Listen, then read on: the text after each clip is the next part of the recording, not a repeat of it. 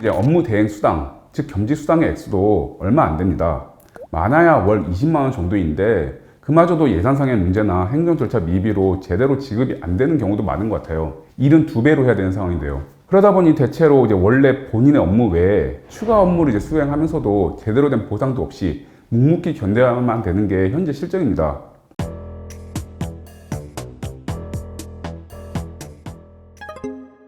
안녕하세요. 군계일병 김태형 변호사입니다. 군인 군무원들의 처우 개선에 대한 쟁점들이 아직 사회적으로는 큰 이슈가 되지 않는 것 같은 느낌인데요. 이를 쟁점화하기 위해서 현실적인 어려움 중에 하나를 또 하나 말씀드려볼까 합니다. 바로 조직 내에서 이제 결혼이 있거나 이제 휴직 등으로 비어있는 자리가 있을 경우에 이제 그 업무를 겸직하거나 대행해야 되는 문제입니다. 결혼이 있으면 뭐 새로 인원 받아서 메꾸면 되지 않냐? 원래 옆자리 비어있으면 어쩔 수 없이 다 대신해야 되는 거 아니냐? 이렇게 쉽게 생각하시는 분도 계실지 모르겠는데 현실적으로 단순히 며칠 메꿔주고 그런 차원이 아니기 때문에 말씀드리는 거고요. 그리고 일을 2배 하면 어느 정도 그에 합당한 보상을 해줘야 된다는 거예요. 군 조직 내에서 이제 보직이 비게 돼서 남아있는 사람이 그 업무를 떠안게 되는 일은 비일비재합니다.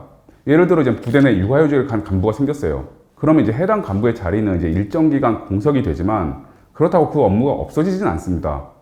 그러면 이제 같은 부서의 다른 간부들이 그 업무를 이제 나눠서 맡거나 누군가가 이제 그 보직을 겸직을 해야 됩니다. 그런데 이런 경우에 아무런 보상이 주어지지 않으면 육아휴직을 이제 꼭 해야 되는 상황이더라도 이제 눈치가 보여가지고 제대로 할 수가 있을까요? 그리고 남아있는 사람들이 그 업무를 현실적으로 제대로 할 수 있을까요? 파견을 가거나 뭐 질병이나 사고로 인해서 장기간 자리를 비워야 되는 경우도 마찬가지의 문제가 발생합니다. 현재 군에는 이러한 겸직 상황에 대한 보상 체계가 있을까요? 올해 1월에 이제 군인사법 시행령 일부 개정령안 입법 예고에 따르면 업무 대행 공무원으로 정해진 모든 경우에 업무 대행 수당을 지급하도록 개정을 해서 군인에 대해서도 업무 대행 대상 및 수당 지급 대상자를 확대할 필요가 있다고 보고 있습니다. 기존 규정상으로 업무 대행 대상은 이제 육아휴직, 병가, 출산, 유산, 사산휴가, 재해, 재난 출장 또는 이제 파견 등인 경우에만 가능했었는데 기소휴직, 불임 난임휴직, 간호휴직, 동반휴직 등과 돌봄휴가 등 30일 이상 실시하는 휴가까지 확대한다는 거예요. 그리고 이제 간호휴직을 돌봄휴직으로 확대하고요. 제가 봤을 때는 업무 대행 대상을 더 현실화해서 이제 확대해야 될 것 같은데요. 그리고 또 이제 업무 대행 수당, 즉 겸직 수당의 액수도 얼마 안 됩니다. 많아야 월 20만 원 정도인데 그마저도 예산상의 문제나 행정 절차 미비로 제대로 지급이 안 되는 경우도 많은 것 같아요. 일은 2배로 해야 되는 상황인데요. 그러다 보니 대체로 이제 원래 본인의 업무 외에 추가 업무를 이제 수행하면서도 제대로 된 보상도 없이 묵묵히 견뎌야만 되는 게 현재 실정입니다. 그런데 휴직 등을 한 경우 그 휴직자에게 급여를 다 주는 것이 아니잖아요. 거기서 아껴지는 액수만큼 업무 대행 수당 예산으로 다 돌려가지고 업무 대행 수당을 보다 현실화시키는 것이 맞지 않나 싶습니다. 그러면 겸직하는 사람도 더 열심히 할 거고 부득이 휴직해야 되는 사람도 더 마음 편하게 휴직 등을 할 수 있을 거고요. 제 개인적인 사견이긴 합니다. 그리고 다른 사람의 업무도 떠안게 되는 경우에는 아무래도 해야 할 일이 2배로 되다 보니 야근이나 주말, 휴일 근무를 해야 되는 경우가 많아질 수밖에 없습니다. 경계부대의 경우에는 더 그럴 것이고요. 그런데 시간 외 근무수당의 경우에 이제 상한이 있었거든요. 그래서 시간 외 근무수당을 받을 수 있는 시간보다 훨씬 더 많이 근무했음에도 그에 대한 보상도 없이 근무를 해야 되는 상황들이 계속 발생하고 있었어요. 또 그러다 보니 아무래도 일을 제대로 안 하는 경우들이 발생할 수도 있고요. 이러한 문제 제기에 따라서 국방부와 군도 뒤늦게나마 좀 대책을 내놓은 것 같습니다.